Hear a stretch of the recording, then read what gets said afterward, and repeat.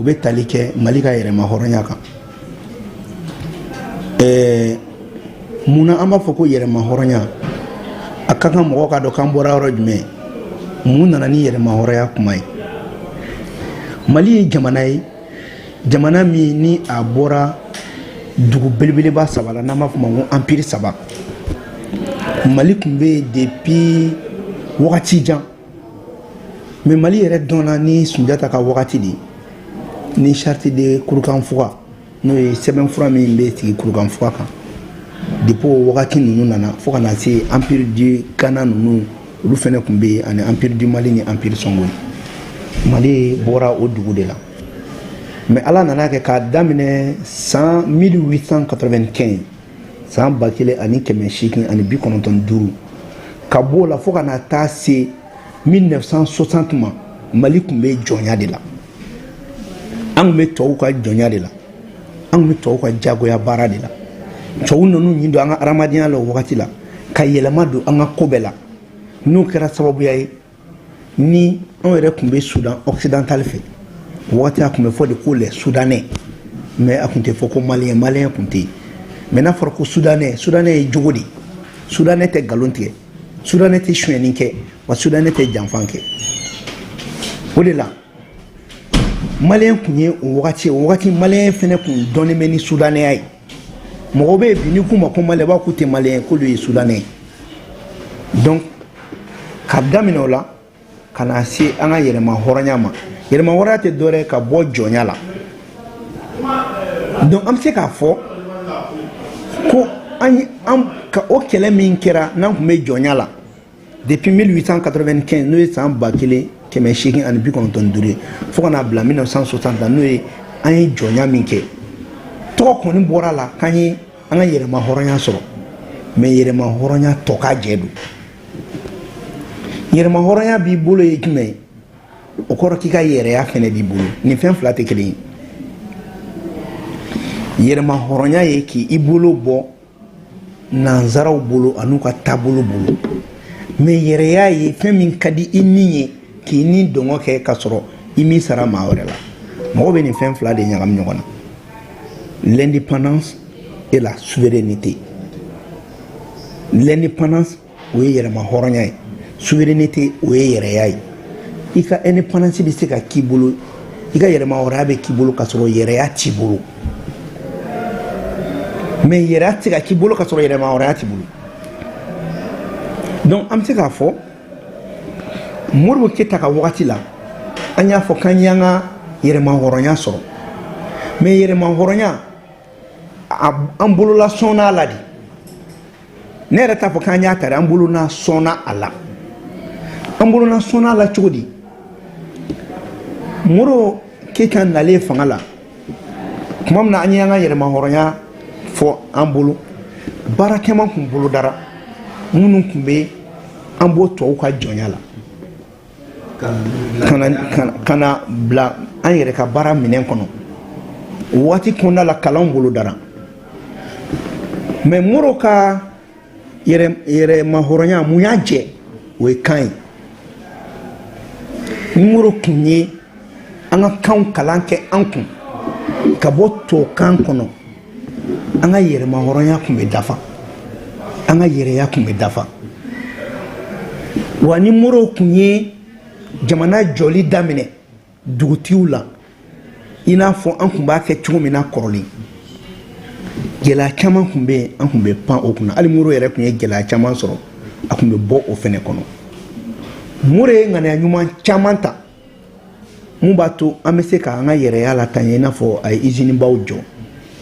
a ye tubabuw gɛn, wa an ka faran Maliyɛn fɛnɛ a y'o wari di an ma parce que yɛrɛma hɔrɔnya tɛ taa wariko kɔ. Mais o waati kelen na tuguni o Modibo kelen in ale de y'an nadon faransɛfa fɛnɛ la,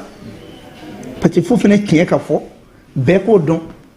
san 1967 ale de ye yamaruya di tubabuw ka gɛrɛntɛ kɔnɔ, tubabuw ka baara kolon kɔnɔ. A kɛra k'a fɔ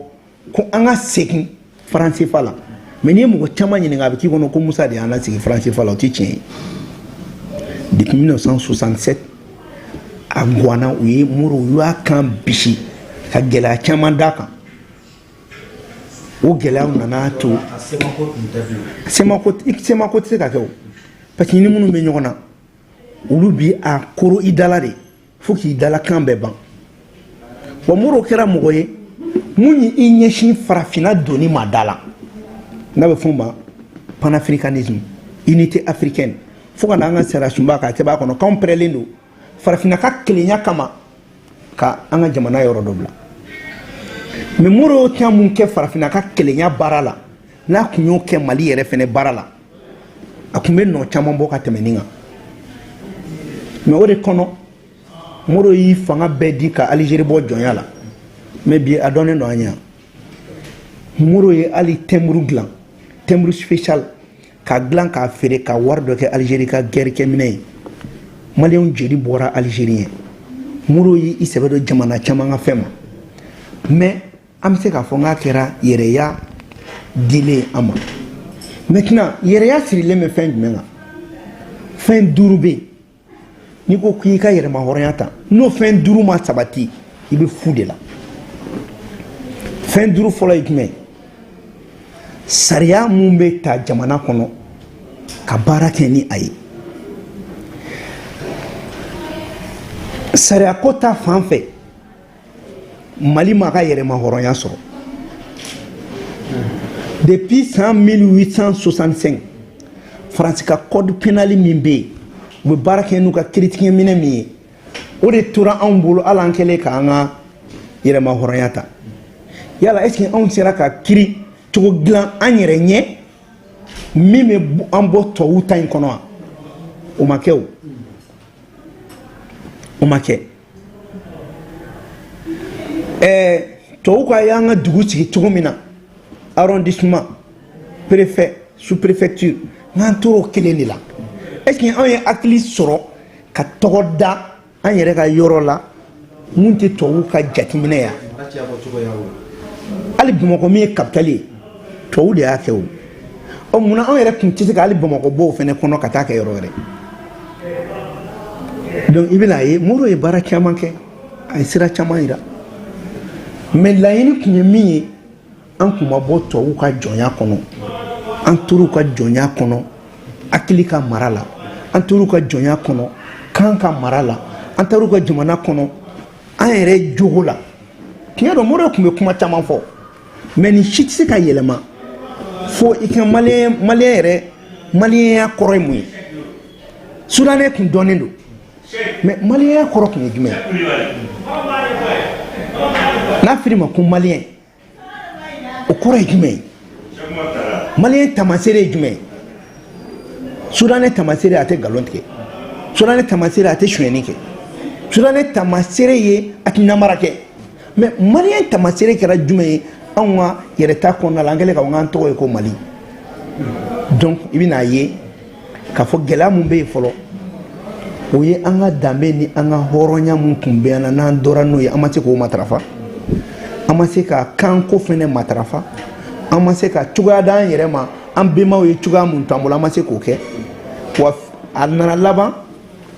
an ka nafoloko fɛnɛ an ma se ka ɲɛ sɔrɔ o la donc an bɛ se k'a fɔ k'a daminɛ Modibo ka temps na Modibo yɛrɛ fɛnɛ ye mun kɛ tɔw m'o kɛ koyi mais an bɛ se k'a fɔ k'a daminɛ Modibo la ka na Musa la waati dɔ la fɛnɛ Musa fɛnɛ tiɲɛniw kɛra a ka waati la mais Maliko banna depuis an y'an da don démocratie la k'a daminɛ ko anw de ko k'an nana démocratie la Maliko tɔ banna yen de sinon tiɲɛni daminɛna depuis Musa ka temps na fɛn caman tun bɛ yen Modibo ka temps na i tun tɛ sɔn ka sonyɛni kɛ parce que i bɛ maloya mais Musa temps na i tun t'a sonyɛ parce que i bɛ siran mais bi anw bɛ sonyɛni kɛ an tɛ siran an tɛ tamakiya donc ko caman tun bɛ yen jamana kanu tun bɛ yen. Yala mɔgɔ bɛ se k'a fɔ ko yɛrɛma hɔrɔnya ko i y'a ɲɛfɔ sisan a sɔrɔla cogo min na ani baara min kɛra mais yɛrɛya yala baara kɛra o kan wa ni baara ma kɛ a kan walima ni baara kɛlen don a kan min kɛlen don a kan mun de bɛ se ka fara o kan yaasa yɛrɛya ka se ka sɔrɔ ni ka yɛrɛma hɔrɔnya ka sinsin. Bon maintenant yana an ka da don yɛrɛya ni baara kɛra a kan ou bien yɛrɛma hɔrɔnya parce que n'an b'o fɔ n'an ma kumaw fɔ o fɔcogo la an bɛ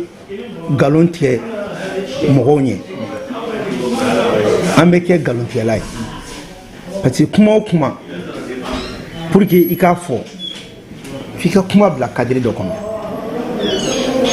an bɛ wagati tila wagati fila ye k'a daminɛ Modibo ka temps na fo ka n'a bila Musa ka temps na an ka yɛrɛya kun b'an bolo wa yɛrɛma hɔrɔnya fanba kun bɛ an bolo mais k'a daminɛ depuis an donna démocratie la an ka yɛrɛya donna manankun na wa an ka yɛrɛma hɔrɔnya donna manankun fɛnɛ la mais Asimi fanga nalen an commencera ka yɛrɛya sɔrɔ an commencera ka yɛrɛma hɔrɔnya majɛnw fɛnɛ dafa n b'o ɲɛf'i ɲɛna pour que i k'a faamuya diɲɛ kɔnɔ taabolo dɔ bɛ yen anw nana don démocratie fanga kɔnɔ tubabu fanga bonyana anw na kosɛbɛ a y'a to minnu ye fanga mara anw politique mɔgɔw ne yɛrɛ b'a la anw ye baara kɛ jamana wɛrɛ de ɲɛ anw ma baara kɛ an fa jamana ɲɛ wa anw politique mɔgɔw Musa ma sɔn min ma Modibo ma sɔn min ma anw de sɔnna o ma par exemple Mali ka yɛrɛma hɔrɔnya n'a ka yɛrɛya bɛɛ minɛna la depuis don min na armée française sen cunna an ka dugukolo kan yan depuis don min na MINUSMA donna yan an ka yɛrɛya kun bɔra an bolo wa an ka yɛrɛma hɔrɔnya kun bɔra an bolo ka sababuya kɛ mun ye Musa ni tubabu jɛra mais Musa ma sɔn diɲɛ kɔnɔ tubabu k'i sen cun ou bien u ka armée ka baara k'an ka dugukolo kan mais walasa tubabu k'u sago sɔrɔ k'u sen cun yan u y'an ka mɔgɔw ninnu de nɛgɛ anw minnu tɔgɔ ko politique mɔgɔw anw de taara an bolo don papier cɛjugu la accord cɛjugu ka Faransi n'a na an ka jamana kɔnɔ k'an ka armée su don k'an ka fɛn bɛɛ lanɔgɔ wa ka kɛ gɛrɛbu ye ka kɛ dɛlikɛla ye anw ma kɛ baarakɛlaw ye san 33 an ma baara yɛrɛ de kɛ an y'an jigi bɛɛ da dɛmɛ mun bɛ k'an ye i m'a ye n'i y'a mɛn politicien da ko bailleur de fonds wuli ka bɔ a kɔrɔ ale tɛ kɛ fɛn ye diɲɛ kɔnɔ bailleur de fonds non ale tɛ kɛ fɛn ye n'i y'a mɛn politicien da ko aide au développement a tɛ se k'i ka jamana jɔ ka na compter a kan diɲɛ parce que dɛmɛ fu tɛ yen donc n bɛ fɛ i k'a faamuya ko anw Faransi filɛ ne b'a kɛlɛ fo ka taa diɲɛ laban ni laban ne bɛ Faransi kɛlɛ o bɛ sɔrɔ mun fɛ ale de nana baganw ma k'an coloniser ale de y'an ka dugujukɔrɔ nafolow suɲɛ ale de y'an se gɛlɛya bɛɛ ma wa y'an ka mɔgɔkɔrɔbaw ta ka t'u bila guerre la ka an ka jamana nafolo bɛɛ piller k'a bɛɛ suɲɛ o kama ne tɛ yafa Faransi ma n t'a to yen mais anw yɛrɛ maliyɛndenw bɛ tiɲɛni minnu k'an ka dugu kɔnɔ Faransi m'o kɛ c'est à dire fasoden jugu de ye jamana in ci maliyɛn dɔ de ye jamana in ci maliyɛn dɔ de sɔnna ka Faransi di k'an ka jamana di Faransi ma e delila ka tubabu ye k'a fɔ ko Faransɛw y'u ka dugu d'an ma mais munna anw de b'a fɔ ko Faransi b'an fɛ yan Faransi ma deli ka kɛ farafinna dugu la mais Faransi bɛ mɔgɔ dɔw de ɲini olu bila a nɔ la u b'a ka baara kɛ kɔsa in na a bɛ san joli bɔ ne k'aw ma ko élection ma deli ka kɛ farafinna dugu la mais u ka kɔsa in na u ka cɛ dɔ ma bɔ k'a kuma fɔ nin ko Laurent Gbagbo ye Alassane ci wa Alpha Umaru Konare cɛwlen y'a ci Mali la yan 92 a ma passé élection ma deli ka kɛ sa mɔgɔ min ka d'u ye u b'o de sigi u b'u ka baara kɛ sinon élection tɛ u yɛrɛ kan ka maloya élection ko kuma na nin kuma kɔfɛ a député kalafili ma deli ka kɛ tiɲɛ kan ala ministre tali ni Faransi ma sɔn ko min bɛ kɛ ministre e tɛ k'a ye o yɛrɛya bɛ min o yɛrɛma hɔrɔnya bɛ min i sago tɛ i ka président sigili la i sago tɛ entreprise nali la i sago tɛ i ka wari la i bɛ kiiri kɛ ni kiiritigɛ minɛ min ye o ye mɔgɔ wɛrɛ ka minɛ de ye entreprise min bɛ na e fɛ yen o ye mɔgɔ wɛrɛ ka entreprise ye kɛnɛya min b'e bolo o tɛ ka kɛnɛya ye kalan min b'e fɛ yen o tɛ ka kalan ye kan min bɛ fɔ o tɛ ka kan ye wari min bɛ dun o tɛ ka wari ye e bɛ mun na. Fama yɛrɛma hɔrɔnya ni yɛrɛya a bɛ se ka sinsin cogo jumɛn na bi bi surtout an bɛ ɲɛfɔ camancɛ fanga a nana Mali ka yɛrɛma hɔrɔnya segin a ma wa a nana Mali ka yɛrɛya segin a ma yɛrɛma hɔrɔnya ye mun ye k'i yɛrɛ bɔ dɔ ka mara jugu kɔnɔ transition ye Faransi ka armée gɛn ka bɔ yan parce que an tun bɛ armée ka mara Mali ni Mali armée tun bɛ Faransi ka armée de ka mara kɔnɔ Assimi Goïta nalen a ye o accord k'a t'o la bilen a ye Faransi gɛn an bɔra Faransi ka jɔnya juru la filanan MINUSMA o tun ye diɲɛ bɛɛ de ka jɔnya juru ye o ye chapitre 7 ye o fana tun b'an kan a y'an bɔ o fana la k'an t'o la donc n'i bɔra Faransi ka armée ka jɔnya la i bɔra diɲɛ ka jɔnya la i ka yɛrɛma hɔrɔnya ma segin i ma o segin i ma o mais jɔnni tun y'an ka yɛrɛma hɔrɔnya don galama la an ka politicien ninnu de y'o kɛ Jɔnkuda y'a daminɛ fɔlɔ donc o ye Adama ye a y'a daminɛ ka to transition min na mɔgɔ mɔgɔ tun b'a ministre la mɔgɔ si m'a fɔ k'a kana papier in signer n'a bɔra an kelen kelenninw na Jɔnkuda bɔra yen o nana ni o ye traité Serval signé traité Serval o de kɛra document jukɔrɔ dondonna ye cadre juridique ka na ni opération Barkhane opération Barkhane nana de ka traité Serval k'a kɛ ka farafinna labɔ o de nana ni G5 Sahel ye o opération Barkhane fɛnɛ de nana ni MINUSMA ye o MINUSMA de fɛnɛ nana Mali bila jɔnya jugu kɔrɔ mais nin bɛɛ kɛra ni jɔn ye maliyɛn dɔw de sɔnna k'u bolonɔ bila papier la Faransi tɛ o n'u kun banna k'u bolonɔ bila a la an kun tɛ se nin ma donc Assimi nana an bɔ est-ce que min ye Modibo sɔrɔ a waati la n'o y'a lasigi CEPA kɔnɔ est-ce que o ɲɔgɔnna kelen de ma kɛ ka nin diyagoya bolonɔ bilali non diyagoya tɛ a diyar'u ye o jamana janfa dɔrɔn de n'i y'o ɲininka o b'a fɔ non bɛ ka menacer k'o bɛna Bamakɔ yan n ko n bɛna mun f'i ɲɛna o politicien tɛ Mali la min bɛ se k'i jɔ ne ma k'i jagoyara ni jagoyara i t'a bila e jagoyalen don k'i fa du feere yan jɔnni bɛna fɔ ɲɛna k'i jagoyara k'i bolonɔ bila papier la k'i fa du feere i t'a fɔ ko u nana ko n k'an faso feere n bɛ bɔ a la n t'a kɛ i kelen tɛ mɔgɔ ye o. I b'a fɛ ka mɔgɔw ka kuma sɔn ji la a ko yɔrɔ min na k'a fɔ k'ale y'u gɛn mais ko maliden jugu dɔ bɛ se ka na n'u ye. oui Modibo Keyita ye ko camanba de kɛ a ye kuma caman fɔ minnu bɛ tiɲɛ na n'i y'an ka imu jateminɛ kɔnɔna jugu ni kɛnɛma jugu a mana ten o Modibo y'a dɔn ko k'ale yɛrɛ to fanga la sokɔnɔ jugu y'ale sɛgɛn maintenant a tun bɛ mun de kɛ olu kama o de kɛra baara ye maintenant ne bɛ fɛ ka mun fɔ a ɲɛna sokɔnɔ jugu Faransi ka minnu taara tubabu kalan kɛ parce que u ye maliyɛn bila fili la ni mun ye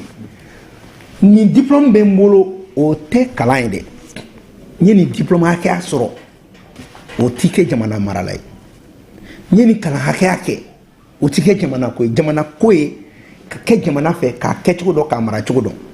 n'u nana mun fɔ an ɲɛna ni min ye kalanba sɔrɔ diplôme ba bɛ min bolo k'o de ni mara ka kan mais an ka diplôme ba tigi bɛɛ bɛ baara kɛ ni Faransi ka miirina de ye donc pour que ka na an ka kuma kɔnɔ transition kɔnɔ Assimi ye Mali bɔ fɔlɔ an tun bɛ jɔnya de la an ka indépendance kun minɛna an na parce que tant que Modibo ye Faransi gɛn en 1961 le 5 août o Faransi kelen an kɛra ka wele bila o ma ka na an ma Modibo su janfa mɔgɔ minnu sara indépendance la an m'u su janfa mais an ma da o ma an kɛra ka accord wɛrɛw signé mun b'a to an yɛrɛ diɲɛ bɛɛ bɛ na anw mara mais cɛ kelen min kɛra ka aw b'o la gouvernement min ye aw b'o la a m'aw ka indépendance sigi aw ma donc indépendance yɛrɛ kun t'an bolo yɛrɛya kun t'an bolo maintenant yɛrɛma hɔrɔnya nana cogo di yɛrɛya nana cogo di n'a fɔra ko e ka yɛrɛma hɔrɔnya b'i bolo mais ni min ka di e t'o kɛ jamana wɛrɛ de b'a fɔ k'e k'o kɛ o sɔrɔla mun fɛ Assimi kɛlen président ye a ko k'a bɛ premier ministre sigi Faransi ko a ma ko non ko ale diya ye premier ministre k'a k'o sigi ko mɔgɔ dɔw b'a bolo a ko a tɛ Choguel tali kun man d'u ye a ye Choguel ta mɔgɔ mana fɛn fɛn fɔ Choguel mana kɛ fɛn fɛn ye bi Assimi de y'a k'a ye parce que n'a kun ma sɔn olu tɛna dɔn ko Choguel bɛ se nin na donc Assimi de y'a ka danaya d'a kan fɔlɔ Senkola in bɛɛ kɔfɛ o danaya in ye fɛnba de ye mɔgɔ man ka ɲinɛ min kɔ wa ka tila k'a fɔ ne bɛ nin ta hali n'aw bɛ se ka min kɛ a b'a kɛ donc Assimi yɛrɛ sacrifié ni Choguel kɛra fɛn fɛn n jɛra n'a ye donc n'an bɛ fɛn fɛn fɔ Choguel ma k'a y'o kɛ an kan k'o kɛmɛ fɔ a tabaga ma cɛ muso in ka ɲi a furubaga k'i o fɛnɛ muso mana ya cogo to cɛ min b'a furu o fɛnɛ bɛ se ko la dɛ parce que o bɛ k'a mara au contexte tɛ kosɛbɛ mais an ka kɛ ko waleɲuman dɔ ye maintenant a banna faransi bolo a banna premier ministre bolo a banna ka fɛn bɛɛ la maintenant o kɔfɛ a ye faransi gɛn mais a ma dan o ma politicien jugu ninnu tun bɛ ka mali yɛrɛ feere u tun bɛ ka mali ka société baw feere dɔw kun feere boloda la dɔw kun feerela ka ban IMPP usine malienne des produits pharmaceutiques an ka fura dilan yɔrɔ o tun bɛna feere o dugukolo yɛrɛ sɔngɔ ye miliyari 8 mais o tun bɛna feere miliyari 2 ani miliyɔn 500 chemin de fer ko tun banna pewu Comatex Segu o fana ko tun banna pewu CMDT tun bɛ feereli bolo kan a y'o fana lajɔ aéroport tun bɛ feereli bolo kan a y'o fana lajɔ office national des produits pétroliers minnu olu tun bɛ yen nɔ mais a y'a kɛ office malien des produits pétroliers pour que mali yɛrɛ ka don pétrole feere la a nana SOREM fana créer sisan Air Mali fana créera a bɛ i n'a fɔ segin bɛ ka kɛ Modibo tun ye fɛn minnu kɛ o san na Hakimi bɛ ka segin o bɛɛ ka kelen kelen o de y'a to ne ko n ko Hakimi a yɛrɛ ye min kɛ Modibo m'o kɛ tiɲɛ don Modibo y'an bɔ jɔnya la an ka jɔnya dira ma mais jɔnya min don tɔ tun b'a jɛ o tɔ kan jɛ o de y'a kɛ u sera Modibo la maintenant Modibo ma dugutigiw valoriser o mais Hakimi ye dugutigiw don da la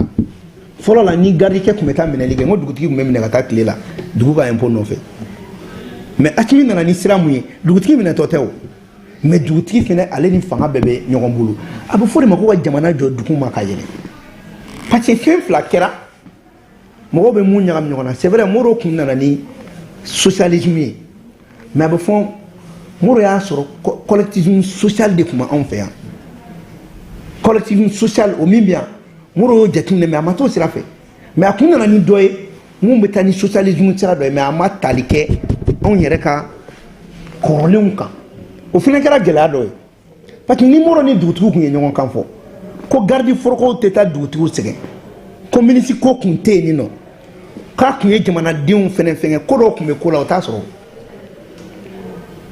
maintenant o wagati la minnu ye tubabu kalan dɔrɔn kɛ olu de fɛnɛ kɛra baara kɛbagaw ye mais minnu b'an ka ko dɔn n'olu bɛ bamanankanw mɛn n'u bɛ se fɛn na an b'o valoriser o fɛnɛ fiɲɛ kɛra la o maintenant bi Hakimi bɛ k'i ɲɛsin o bɛɛ ma fo ka na se la charte aux valeurs an yɛrɛ danbe ani an ka hɔrɔnya ye jumɛn ye fo ka na se le programme national d'éducation aux valeurs Hakimi ka tila ka na fɔ diɲɛ ɲɛna ka sariyasunba kura ta sariyasunba min n'a sɛbɛnnen b'o kɔnɔ ko Mali ka dugu jukɔrɔ fɛn tɛ ani maa si jɛ ye Mali ta don Mali ka dugu ye Mali yɛrɛ ta ye wa ka tila k'a sɛbɛn o kɔnɔ ko cɛ tɛ furu cɛ ma furu bɛ kɛ cɛ ni muso de cɛ à l'origine biologique parce que diɲɛ bɛ taabolo min fɛ tubabu fɛn bɛ ni n'u bɛ jɛ u bɛ na nin de kolokolo i ka jamana kan donc nin si tɛna kolokolo donc an bɛ se k'a fɔ non seulement transition ye an ka yɛrɛyama hɔrɔnya segin an ma mais a kɛra ka yɛrɛya fɛnɛ segin an ma mais yɛrɛya in tɔ ka jɛ o ye jumɛn ye kanw donna ba la mais fo kanw donni ba la a ka fɔ de an ka langue officialisera c'est vrai français an ka langue de travail o kɔrɔ tɛ foyi ye français an ka sɛbɛnden de ye an bɛ sɛbɛnnikɛ man kan man kɛ kumakan ye dɛ donc kuma dɔw la an ka mɔgɔ caman bɛ bɔ ka kuma caman fɔ tubabukan na c'est pas la peine a fɔ i ka kan na mais loi organique de kan ka adopter pour que k'an ka kanw don ba la cogo jumɛn n'an ka kanw don ba la an ka kanw kalan kan ka kan ka école de la ni kanw kalan kɛra école la an bɛ bɔ tubabu ka miirina kɔnɔ mais n'o nana don ba la i ɲɛ bɛ mɔgɔ kalannen caman na o bɛ kɛ mɔgɔ kalanbalo ye parce que olu tɛ bamanankan mɛn an ka kan yɛrɛ olu t'a mɛn donc mɔgɔ caman bɛ yen o ka kalan bɛna jigin duguma parce que olu ye kan ni kalan mɛ u ma baara kalan donc i bɛna ye k'a fɔ o y'an ka yɛrɛya dɔ ye maintenant hali kiriko fan fɛ i m'a ye sisan code pénal ani code de procédure pénale an bɛ ka yɛlɛma don a la mais Mali ye baara kɛ code pénal min na n y'a fɔ an ɲɛna Faransi ka code pénal de don depuis 1865 an bɛ ka baara k'o la san joli an bɛɛ bɛ ka fɔ ko démocratie adamadenw tun ye cogo la fɛ donc transition nana ka na nin baara bɛɛ kɛ o de kama bi gɛlɛya bɛ yen o bɛɛ bɛ ka gɛlɛya santi mɔgɔ si tɛ mun ta santi mais mun an b'a santi an kun degelen bɛ wari sɔrɔ nɔgɔman dɔ de la ɔ sisan a nɔgɔman tɛ ka sɔrɔ bilen f'i ka baara kɛ n'a sirila baara la hali mun bɛ dɔɔnin sɔrɔ o fana bɛ bugo tɔ nin kan dɛ. kuma lasurunyala fanga somɔgɔyara. fanga somɔgɔyara maintenant a tɔ ye mun ye o ye ka baara de di maliyɛn ma Moro tun ye baara di maliyɛn ma Musa tun b'o sira fɛ mais an ye san 30 kɛ baara ma di maliyɛn ma comment mettre les Maliens au travail a tɛ baara la o maliyɛn tɛ baara la maliyɛn tɛ ka baara kɛ maintenant transition na a tun bɛ k'o baara dɔ kɛ mais fiɲɛni dɔ bɛ yen Moro ye fili dɔ kɛ ou bien an ye fili dɔ kɛ san 30 kɔnɔ a tun bɛ ka segin o fili dɔ kan o de la tuma dɔ la an bɛ proposition kɛ n'i ye jateminɛ kɛ cɛ mɔgɔ min ye tiɲɛni kɛ o tɛ se ka kɛ ko dilanna ye sa c'est lui qui a créé le problème ne peut pas être la solution du problème. C'est-à-dire ce n'est pas ceux-là qui ont géré le pays pendant 30 ans qu'on devait claquer que bana solution quoi. Et c'est que bana est que bana solution est ça. Et on est là venu à Mali kono. Fin quel mandat là? Ouais, on a deux Mali problème ni. On a deux Mali problème. Mais même mon équerre. Akata mo goni nga dro adona me même mon ke. Ebe fait ka mon ke. E mun bla bara la. On a des problèmes. On a une solution.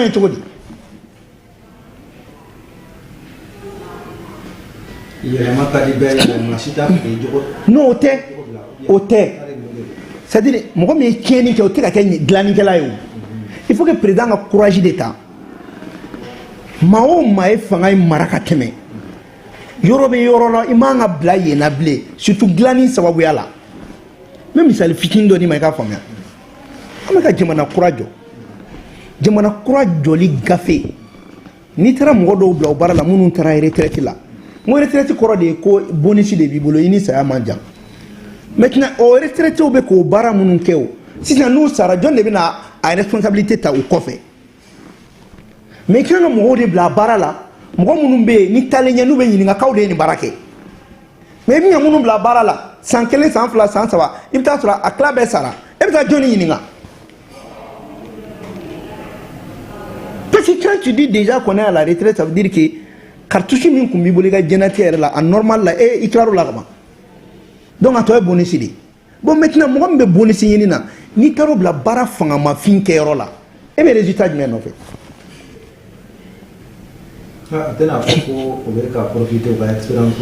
Non mais ils ont la mauvaise expérience. Nous pour la maintenant. C'est-à-dire ils ont l'expérience mais c'est la mauvaise expérience. Ça donne à mon boulot, autant glaner donner quoi. Parce que le donner un ben na couteau, tira d'or la tira meni jamana tira. Bon, et mon côté de donner à quel n'a bliqué faire jamana courage. Maintenant, on n'y veut mon beso donner à ma. Au lieu de faire quoi tirer, tirer de faire cola, ou de faire faire d'un cola. Moi, on n'y veut qu'en famille. Qui ne peut pas réunir les anciens ministres, les gens à la retraite. Tous ceux qui ont fait ceci, qu'on oublie quoi qu'on a non. Il même on aurait des blagues, on a barré les donné corps, on a inspiré au cabara là. Maintenant on est bien dans le barra croix. Comment on a fait? Ma coura manake, il n'y a pas par exemple 100 ans 100 mois. Non on a quand même il n'y a pas gaffe de glaner na ko jonu ya glan. Il peut être fin vers gla chité. Mais il y a des gens là. Non le il n'y a pas vous êtes ake. Donc il faut engager la responsabilité des jeunes devant ces gens-là qui ont leur expérience, mais ils ont expérience qui c'est qu'à glamber. Mais le problème il va faire. Mais le problème il va être nini. À ce qui est bloqué qu'à glaner là. Tu ne peux pas engager les réformes. Et que ceux qui sont à la cause avec Mouna Osiroma qui veulent t'accorder qu'à glaner quoi. C'est très difficile. Tiens faut n'y a à te terrasser ça quoi pas glaner. Parce qu'il n'a même pas de il faut des décisions fortes. Tu ne peux pas prendre des décisions fortes avec des gens qui sont à la retraite. Parce qu'au niveau mouna, ils sont au niveau de la sagesse extrême. Au lieu de ça, de la sang, on va faire non, alors qu'à un certain moment, il faut prendre des décisions folles pour qu'ils fassent nos bécolos qui a été miricola, été mirifola. Tous ceux qui sont des grands, nous trouvons faut dire qu'on a bien que pour te démissionner de là.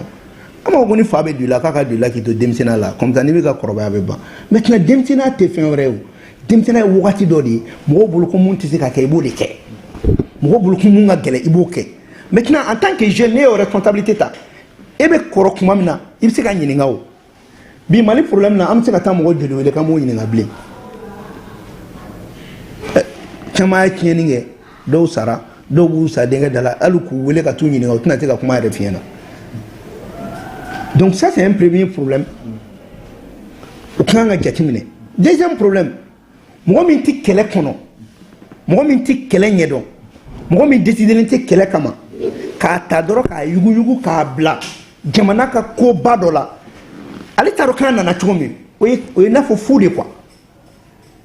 ça dit moi je suis quel est qu'on a te fou là andana maswale ni ndoro ka poussière bola ko nanike. C'est comme le cas de Banda qui était beau pour nous dire que poussière ou les gars là kana jamana dima. Maintenant vous avez vu comment ça s'est passé. Bon à chaque fois que à la fin du mois ma t'es fou là avec na fa nyendo. Maintenant muna atimi be ka réussi. Muna jawo be ka réussi. Muna sadio be réussi. Ils étaient sur le terrain. Ils sont des acteurs, ils ont vu, ils ont compris. Mais moi ma famille doit être rota drone doka kuma na droga na rota kobla. Abi son jade. Et voilà des réalités aujourd'hui qui font que président Bénin en a ça, président de CNT Bénin en a ça, ça je ne peux pas dire, mais il y a des gens qui n'ont rien à voir avec Allah pour total. Bon maintenant moi il be ko kalfa la na tiena a total et wodi mo mamuna. Il be ko di mo na tiena mimbula to bala. Mais na tiena ale kunta kelela wa tuna yere kaledo. Et ça c'est des choses à revoir. Parce que le président est à Chumanta, Barakewangake, mais la décision bloquée les Francis John fait, en a institution qu'on a antégatani. Non, oui, Gelani doi, Hunumbe Kokono. Et ni en Moussalaka. Je m'en achète John Moussalaka. Ne connaissez Moussalaka. Soit en bas là ou bien tala. Bon, soit avec Jamanakola ou bien qui Jamanakola. C'est-à-dire, quand tu te vois Jamana la Gansangwe. Faso den juguniya minɛ siɲɛ kelen taa n'a ye ba ye marifa mana ci n'o bali y'a sɔrɔ k'a sara yen fɛ i tɛ mɔgɔ wɛrɛ sɔrɔ bilen mun b'a kɛ bon anw bɛ ɲinɛ min kɔ an ka faransi kɛlɛ a bɛ daminɛ mali de kɔnɔ faransi dɛmɛbaga o de ye sa kunkolo ye i b'o de tigɛ fɔlɔ tant que i m'o tigɛ i ni faransi ma ban dɛ sokɔnɔjugu mais an bɛna ɲɔgɔn gɛn kuma kuma ayi n'an ka bɛn consensus c'est le consensus qui a détruit le Mali bɛɛ tɛ se ka sɔn ni minnu sɔnna an ka taa n'a ye. Mais anya nyimbo kalangola ka kebaya yi samana oye mali dugukolo koyi mali ko bekera dugukolo koyi mais alors que sariyaw be mun be an bo dugukolo ko la nama dugukolo ko loi appliquer abina malien tonyolen do bi de alors que an jawalen te bi ka ta tribunal la duruna o dunga fay mais worona o justice l'administration judiciaire. C'est-à-dire quand il y a un mot gland kanya. Parce que moi mon famille. Administration justicier baraka minen dodi. Abina fo économie soro. Ni jamana ka soro be ke justicier re kanka jamana deme ka soro ke. Mais bi o de nga soro ka nyesin jamana ma. Soro be nyesin olu yere de ma. Il faut enrichir l'État. Et maintenant, il faudrait que cybercriminalité, c'est-à-dire nous mettons atteinte à la sûreté de l'État. Ah, mais nous avons mais nous moquons. Aïe, amandi biukan, akera million duri, akera million wore, ou ka war saraka jamana ka kesu fabay. E waro ko chamambe cybercriminalité kuma chamambe. Yana nga be mine ka ke datuli. Anga bola bay, ne jamana, nya tita jamana contrôle. Ni kuma min fo. Ou blaka war sara o warga do wande kono abaro ka ko be dabla 100 ou enfin mi war finesro. Maintenant au même temps il faut toujours faire en sorte que war de ka sara jamanaï il faut enrichir l'état. Par exemple nani mi non fait 600 ni anga war chue il faut qu'on trouve l'occasion an ka wari bɛ na cogo di i ye min suɲɛ i b'a bila de qu'on mette l'accent sur le remboursement d'abord de l'argent mais ka t'i bila kaso la a tila k'i balo ka sɔrɔ an ka wari tɛna sara non donc il faut qu'on change ka taa kaso bon fa il faut la médiation de la justice. La prison, c'est la privation de la liberté la plus grave. Mais ni mouara digra kasola choko dola arrête d'ore kebli. Parce que ni digra kasola là-bas ni c'est na qui il va qu'on a ça tabana. Mais maintenant il faut amener la médiation juridique. Mais il faudrait aussi que malin kaka jamana fait. Ami tant wati là-bas min kono. Faut malin beka don, faut mali kele. Terroriste kele te. Djihadiste kele te. Politique kɛlɛ de n'a fɔ président photo wallahi politique kɛlɛ de c'est à dire wa mɔgɔ b'an ka jamana nafolo la hali n'an tiɲɛ u mɔgɔ bɛ Mali la hali ni maliyɛnw tiɲɛ mais bɛ min fɔ maliyɛn bɛɛ ɲɛna an ka président lajɛ an ka hinɛ président na an kana an yɛrɛbakun ka sɔrɔni lajɛ an kana an yɛrɛbakun ka intérêt lajɛ e min ye politicien ni ɲɛ bɛ ne la kana jateminɛ kɛ dɔrɔn k'e ka politique nafa ni jamana ka nafa tɛ yen nafa foyi t'i ta la. Et que an ka bɛɛ jateminɛ minɛ kelen kɔnɔ c'est vrai bɛɛ tɛ se ka kɛ kelen mais ni min bɛ maliko la an k'o minɛ maliko la ni tɛ maliko la ni min ka kan o ka k'i la donc k'a fɔ dɔrɔn Mali problème ka nɔgɔn ɲɛmɔgɔ ka kan ka mun kɛ bi immédiatement o ye ka dɔ bɔ luwanse wari la ye